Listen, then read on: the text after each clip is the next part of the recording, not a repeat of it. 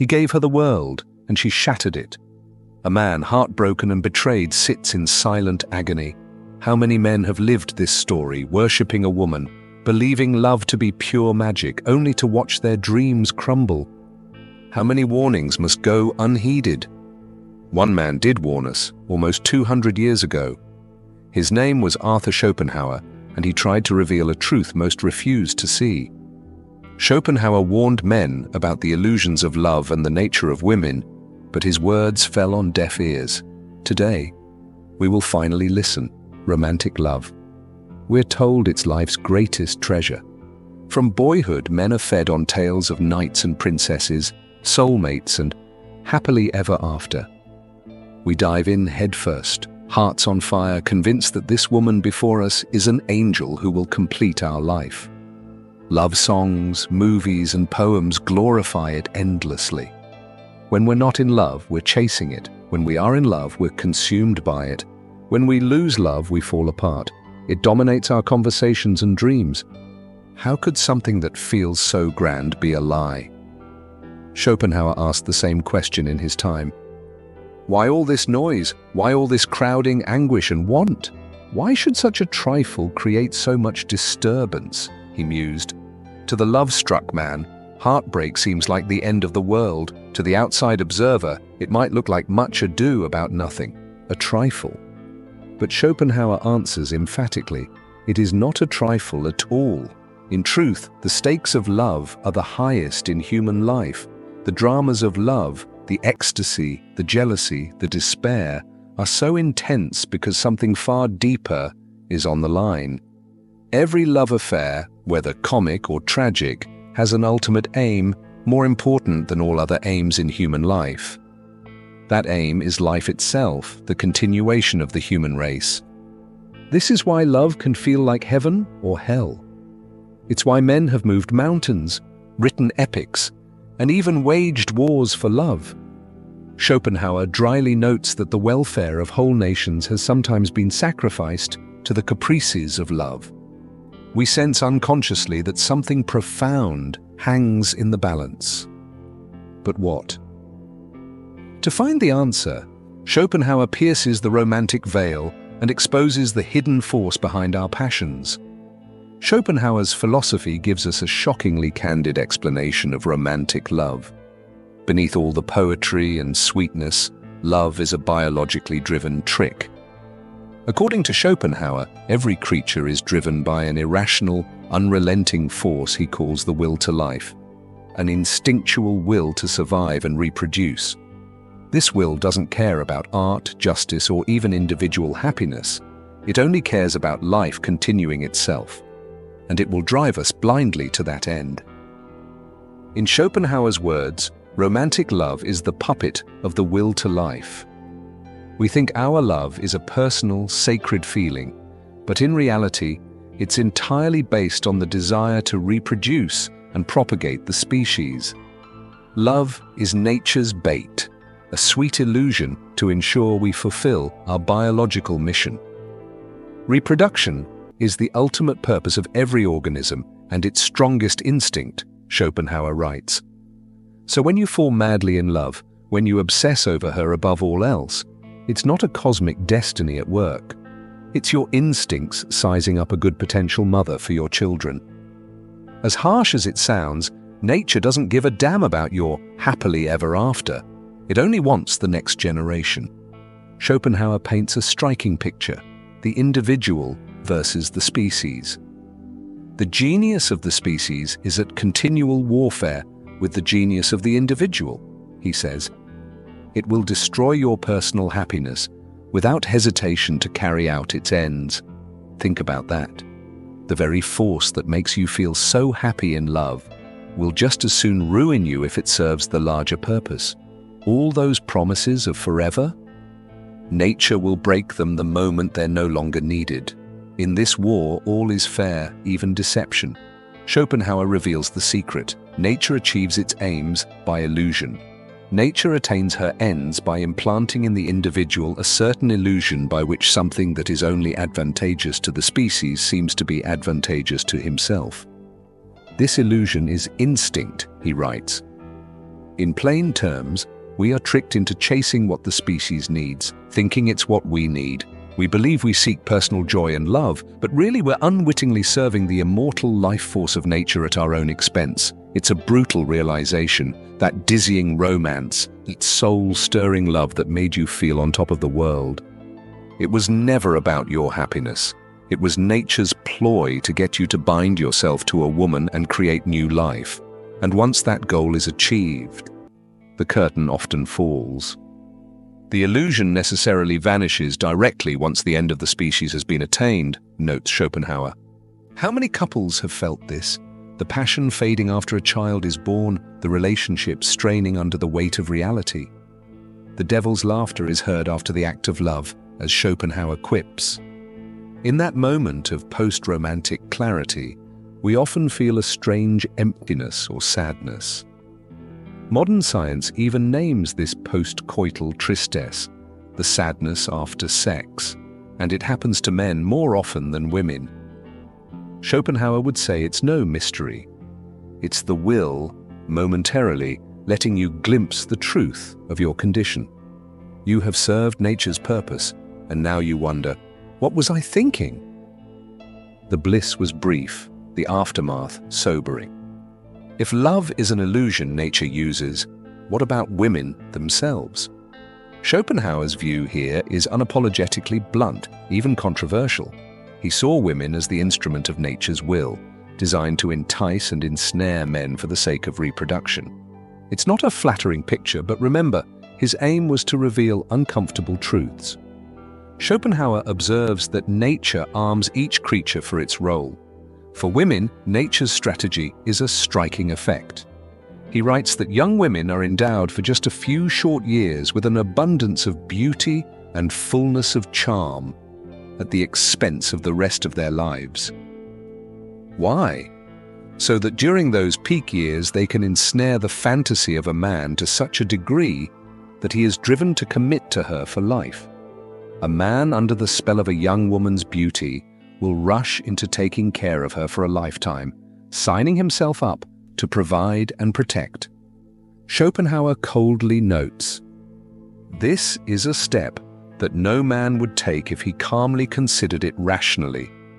No man in his right mind would volunteer to bear the heavy burdens of a family and marriage if he only considered the matter, yet countless men do because they are not considering it, they are entranced. Nature has cast the spell well, and once the deed is done, nature economizes. Just as a female ant, after mating, sheds her wings, which are now not only useless but would be dangerous to her task of breeding, so does a woman often lose her youthful beauty after producing a child or two. That blossom of charm fades. In Schopenhauer's era, it was often remarked how a woman's looks decline post-pregnancy. The very allure that captivated him was temporary, just long enough to secure a partner and procreate. What seemed to a man as eternal beauty was, in Schopenhauer's eyes, a calculated bait with an expiration date. Nature needed her to attract you. It doesn't need her to stay gorgeous after the children arrive. This sounds terribly cynical, as if women intend to deceive. But Schopenhauer is not exactly blaming individual women. He's exposing the biological program they themselves are subject to. In his view, women are wired differently from men for a reason. Their lives, from anatomy to psychology, are shaped by the imperative of childbearing and rearing. One need only look at a woman's shape to see she isn't built for great physical or mental labor. He wrote, "She pays the debt of life by what she suffers: childbirth, care for children, and submission to a man. Thus, nature made her fitting to nurture the young." Women are adapted to be nurses and educators of early childhood, and for that very reason, they themselves are childish, foolish, and short-sighted, in a word, big children all their lives. This provocative claim means that women, in Schopenhauer's eyes, think and behave more like children, living in the moment, focusing on trivialities, and not engaging in abstract or long-term thinking. They always see only what is near at hand, cling to the present, take the appearance of a thing for reality and prefer trifling matters to the most important, he says of women. Men, by contrast, mature later, but develop stronger reasoning, pondering past and future, building principles and long-range goals. What happens then when a rational man falls in love? He loses his reason. The will's illusion overwhelms him. Schopenhauer notes that women usually remain more practical and sober in judgment. They see a man for what he is, with an eye to how he can serve their needs. But a man in love often cannot see clearly at all. Women see nothing beyond what is really there, while we men, if our passions are roused, slightly exaggerate and add to our imagination, Schopenhauer remarks. The man projects virtues onto the woman. He idealizes her into a goddess. He might overlook her flaws, overrate her qualities, and fool himself that she is different from all others, perfect and pure. He is effectively under a spell. Meanwhile, the woman, guided by practicality or instinct, may simply be securing a mate who can provide for her and her future children. To Schopenhauer, the man lives in a beautiful dream, the woman perhaps in a more grounded reality. This imbalance sets the stage for great disappointment. Schopenhauer goes even further in describing the character of women as shaped by nature's ends. Since women are the weaker sex physically, he argues, nature equipped them not with strength or fairness, but with cunning. Nature has not destined them to depend on strength, but on cunning. Hence their instinctive craftiness and irrepressible tendency to lie, he writes. A harsh indictment, ineradicable tendency to lie. In Schopenhauer's view, women instinctively use deception to secure advantages, much like a creature using camouflage. It's not that every woman consciously plots. Rather, nature uses the woman's wiles to achieve its goals. On the other hand, men endowed with stronger reason developed a greater sense of justice, honor, and principled behavior. Men expect agreements to be kept, sacrifices to be repaid, loyalty to be mutual. Those are male assumptions born of thinking in abstract principles. Schopenhauer believed women do not share this same moral earnestness because their role did not require it for survival. Thus, he famously wrote, "The fundamental fault of woman's character is the lack of a sense of justice, truth, honor, fairness."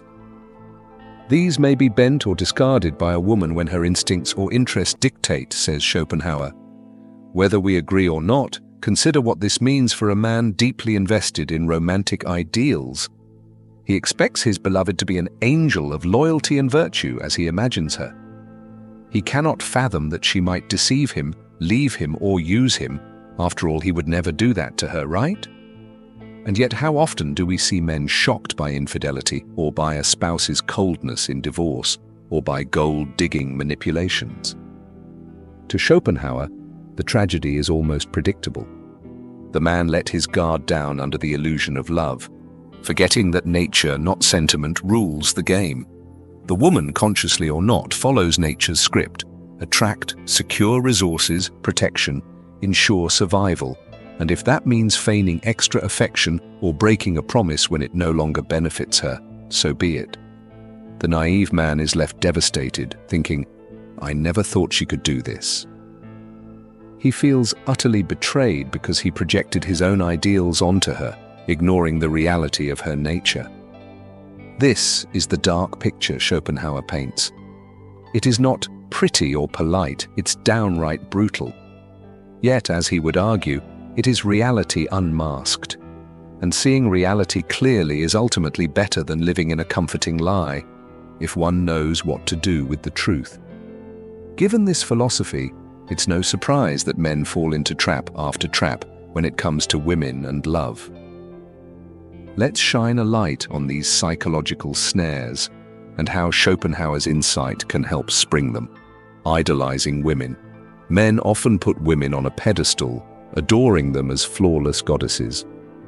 Under love's intoxicating effect, a man exaggerates a woman's virtues and ignores her flaws. He convinces himself she's not like the others, she's perfect. This idealization is a trap. He is not loving a real person anymore, but an illusion of his own making. When reality emerges, he is crushed. Schopenhauer's warning: see her as a human, not an angel. Recognize this tendency to project perfection as a delusion of your passion.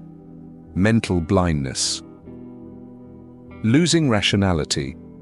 Love is often called blind for a reason. Schopenhauer compares its effect to a drug. It clouds your judgment and suspends your intellect.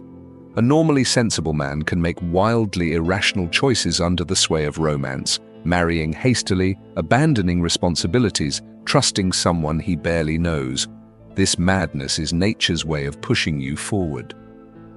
Schopenhauer's warning: understand that when you're madly in love, you're literally not thinking straight. Important decisions should wait until you can think clearly, lest you chain yourself to a mistake. Sacrificing self and purpose. Men frequently sacrifice their own ambitions, friendships, and even dignity to maintain a woman's affection. You might change your life's course to fit her needs, give up hobbies, pour out money, all in the name of love. While compromise is part of any relationship, losing yourself entirely is a grave trap. Nature doesn't care if you fulfill your dreams, it cares that you provide for its dreams, the children. Schopenhauer's warning: do not surrender everything to the illusion. A man must retain his sense of self and purpose beyond the relationship, or he may have nothing when the illusion fades. Believing in the myth of equal devotion. A man often assumes that the love he gives will be returned in kind. If I am faithful, loving, and sacrifice for her, she will do the same for me. But if Schopenhauer is right, men and women love differently. He may love with an idealistic devotion, while she loves more practically, guided by what is advantageous to her and potential offspring. When circumstances change, say he loses status or she finds a better provider, her feelings may change as well. The man who believed in unconditional love is left heartbroken, asking, how could she do this? Schopenhauer's warning: don't assume the other side loves with the same philosophical loyalty you might. Her instincts can override sentiment. In plain terms, be realistic. Love can be genuine, but it's often conditional. Chasing beauty, ignoring its ephemeral nature. Men are notoriously susceptible to visual beauty. Many have walked into ruin following a pretty face. Schopenhauer starkly reminds us that beauty is a wasting asset, nature's temporary trap. A man who marries only because a woman is stunning will later lament as beauty unavoidably fades. If there was nothing deeper, what remains? Yet nature counts on the fact that in youth's spring, desire overwhelms foresight. Schopenhauer's warning: enjoy beauty, but do not be enslaved by it. Know that a lifelong commitment based purely on a fleeting attribute is a bargain you're bound to regret. Look beyond the surface, or be prepared for disillusionment when age has its way. Emotional dependency. Perhaps the most painful trap is making a woman the sole center of your happiness. Men can fall into thinking that without her, I am nothing. This total emotional dependence is catastrophic when that relationship ends. The man finds himself utterly lost. His confidence, social life, and mental stability may crumble. Schopenhauer, a profound pessimist about finding true happiness in the world, would say no person should stake their entire will to live on another.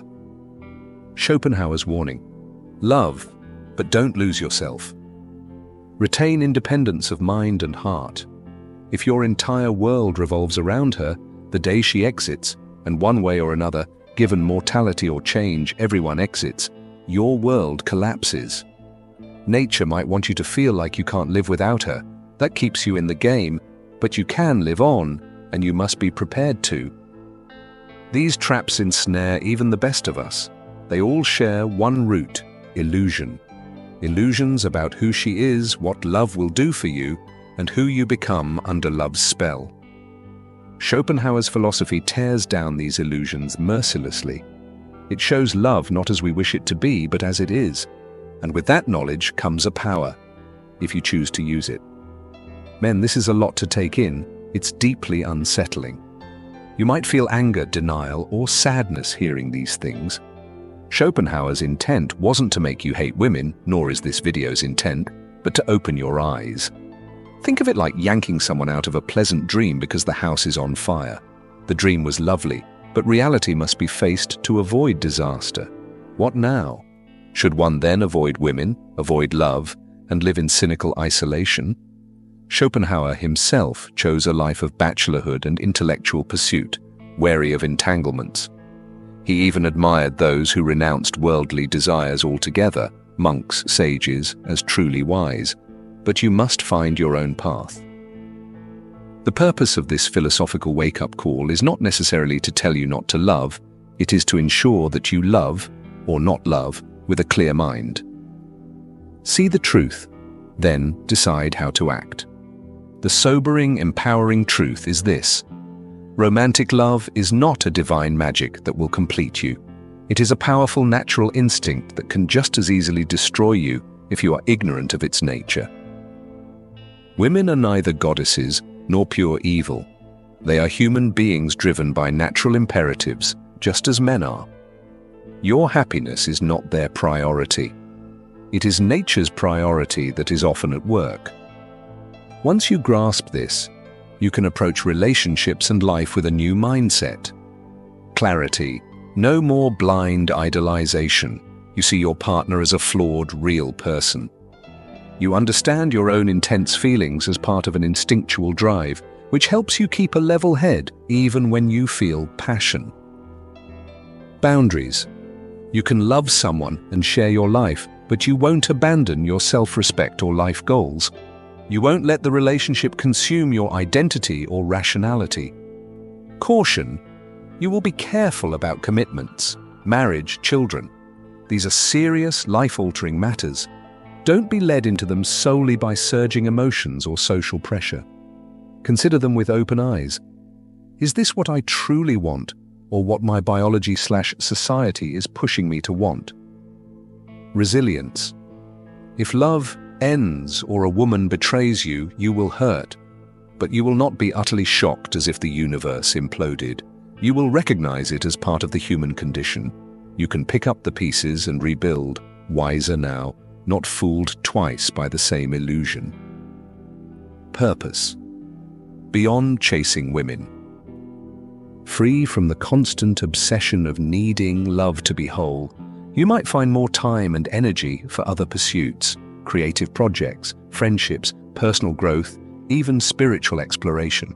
He channeled his energy into those as they were more reliable sources of meaning than the chase of romance.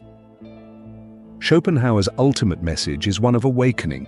It is as if he's shaking men by the shoulders and saying, "Look around you, see things as they are. Don't be a slave to a game you don't even realize is being played." Yes, the truth is cold. Yes, it stings to admit that what we cherished might be a grand evolutionary con, but there is also a strange freedom in it. If love is a game nature plays, you can learn the rules. You can choose how, or if, you will play. You might still choose to marry and have children, but you'll do so fully aware of what it entails, eyes open to the sacrifices and the fact that you are fulfilling a natural drive, not living a fairy tale. Or you might choose a different route, perhaps relationships without the legal bindings, or periods of celibacy to focus on other things, or a partnership but with a mutual understanding free of illusion. The point is, once awakened, you are no longer blindly led by a carrot on a stick. You can steer your own life. Schopenhauer's philosophy is often labeled pessimistic. Indeed, he believed that by seeing through life's illusions, including love, we can attain a kind of philosophical peace, not a happiness exactly, but a relief, like a man who steps out of a foolish charade.